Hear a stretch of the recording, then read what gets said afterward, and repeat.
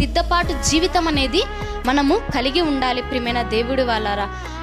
ఎందుకంటే ఇప్పుడు ఈ లోక విషయాలలో చాలామంది సిద్ధపాటు కలిగి ఉంటారు, కానీ ఈ లోక ప్రయాణం కోసం మనం సిద్ధపాటు కలిగి ఉన్నా లేకున్నా పరలోక ప్రయాణం కోసం మనము ఖచ్చితంగా సిద్ధపాటు కలిగి ఉండాలి ప్రియమైన దేవుడి వాళ్ళారా.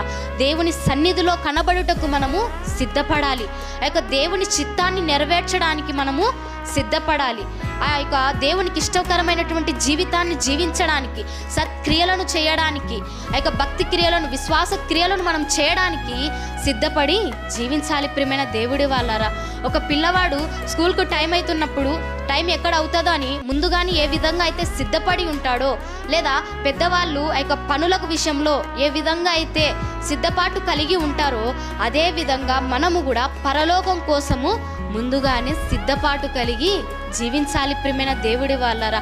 ఆ పరలోక ప్రయాణం కోసము ఈ భూమి మీద మనం ముందుగానే సిద్ధపడి ఉండాలి ప్రియమైన దేవుడి వాళ్ళారా. అలా ఎప్పుడైతే మనం సిద్ధపడి ఉంటామో అప్పుడే ఆయన వెంట వెళ్ళగలుగుతాం.